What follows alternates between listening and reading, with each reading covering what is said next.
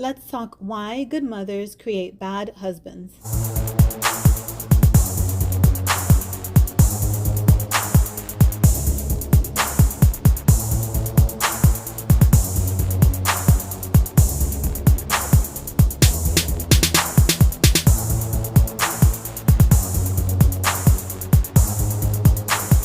When you hear the word narcissist, what image comes to mind?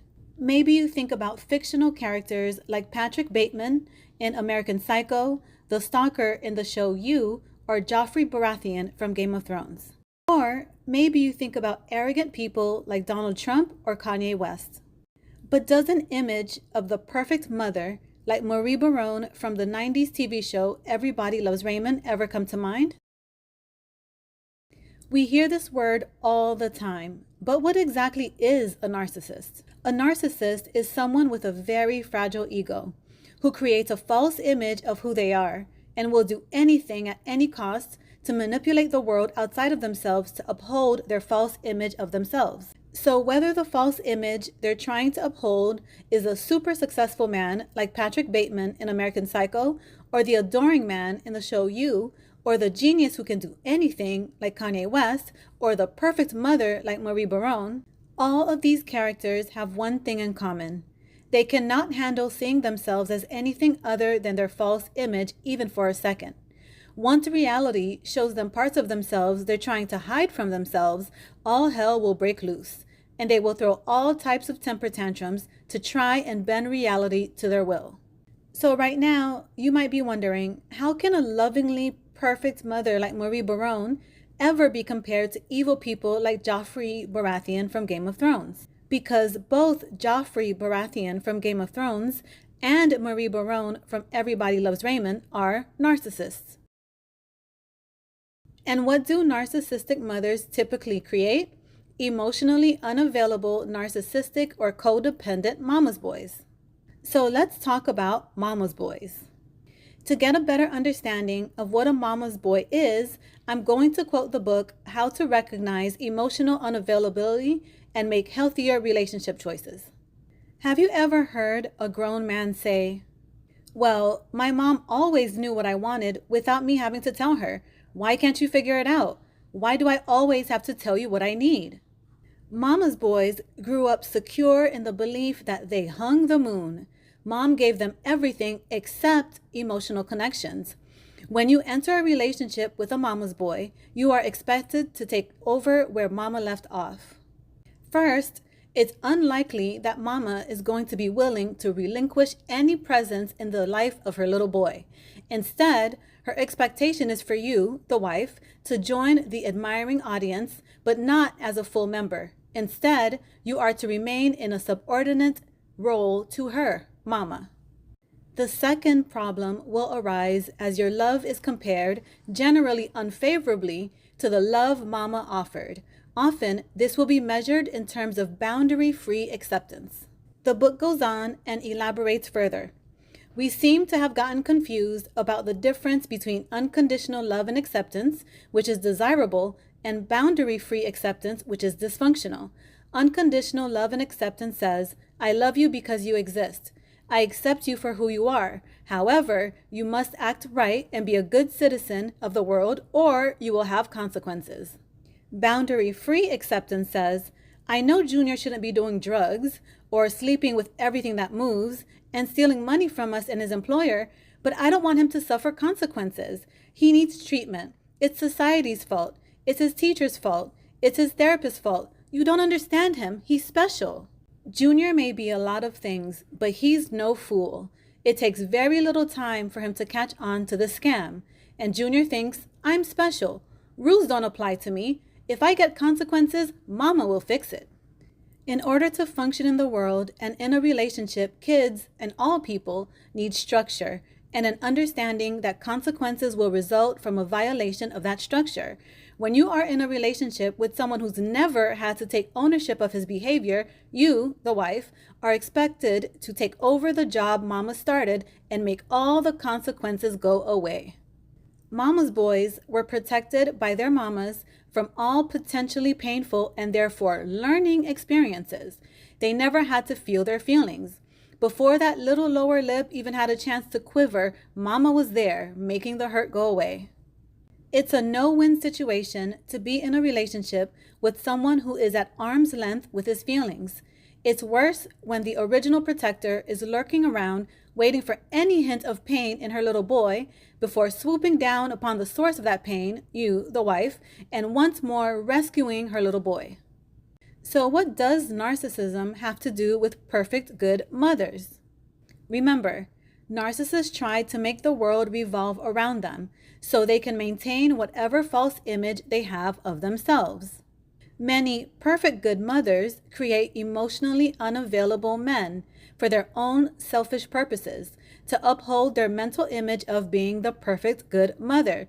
Their son's desires and happiness be damned. So here's a little story to illustrate what I mean.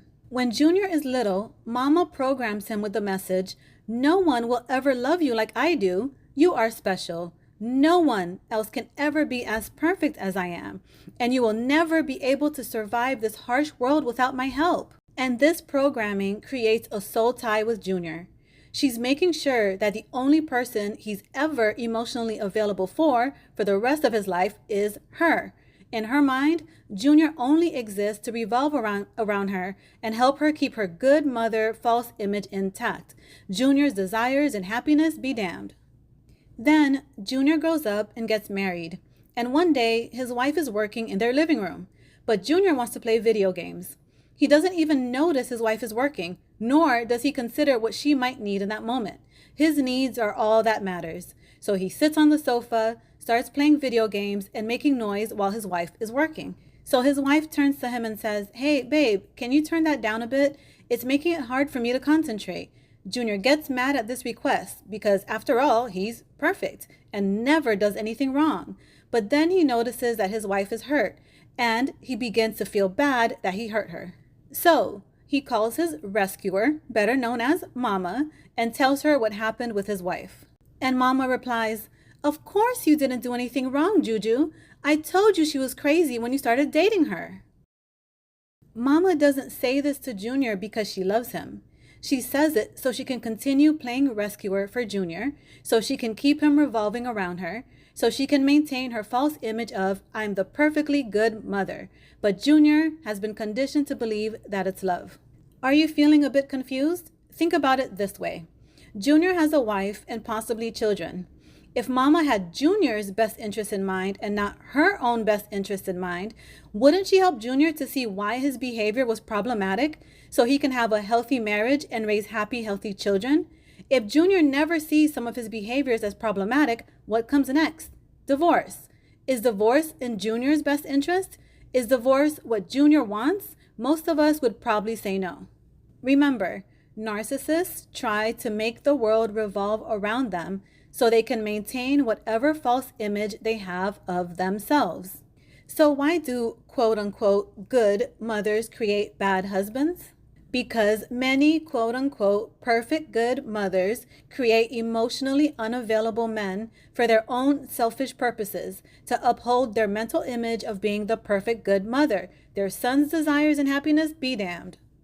So by creating this soul tie with Junior, she's making sure that the only person he's ever emotionally available for the rest of his life is her. In her mind, Junior only exists to revolve around her and help her keep her good mother false image intact. Junior's desires and happiness be damned. Making sure Junior never feels bad or never has to take responsibility for his actions is not about love. It's a manipulative tactic to reinforce a soul tie that she created with Junior. A soul tie that, unfortunately, without extensive therapy, Junior will struggle to see a way out of for the rest of his life. Narcissists create victims through the use of learned helplessness, so they can continue to sweep in and play rescuer, to maintain their inflated ego as winner. Narcissists have a hard time seeing gray. They see the world in either black or white in all situations. It's either they're the winner in a situation or they're the loser in a situation, even situations that involve their own families, children, and grandkids. Why? Because they have a very fragile ego. Their train of thought is either I'm everything or I'm nothing. So Let's go back to one of the best TV portrayals of a narcissistic mother, Marie Barone from Everybody Loves Raymond. If you're very young and have never seen the show, it's definitely worth a watch. The writers did a great job at showing what a narcissistic mother looks like. Even though there's nothing funny about narcissism, because narcissists do a lot of harm to the people around them, the show still does a good job at portraying a narcissistic mother in a funny way. So what makes Marie Barone a narcissist? The blog Toxic Ties puts it best. Marie Barone is a classic narcissistic mother who's totally enmeshed with her children. Although Marie prides herself on being an exceptional mother and nurturer, she is actually selfish, childish, controlling, and overbearing. In a typical narcissistic mother fashion, Marie dotes on Raymond, her golden child, and ignores Robert, the scapegoat. This dynamic allows her to triangulate her children into a competition for her affection, encouraging ongoing conflict, envy, and animosity. Marie is also hypercritical of her daughter-in-law, Deborah, constantly making passive-aggressive digs at her cooking, housekeeping, and parenting. Since this is a family sitcom, the show takes a humorous take on her interactions with Deborah. However, make no mistake about it, Marie is a perfect example of a toxic mother-in-law and a covert female narcissist.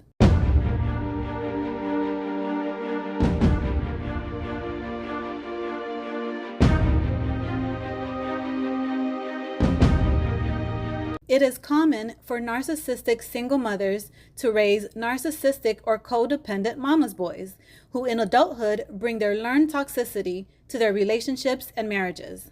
The narcissistic mother with the quote-unquote perfect son dynamic is more common in the Black community than many of us realize. Of course, this dynamic is just one of the many elephants in the room that we are all trying to ignore, but happy and healthy marriages are at an all-time low. So, if we are going to fix this problem, we are going to have to work together to help more Black men to heal from their victim mindsets and to help more Black women come off their high horses.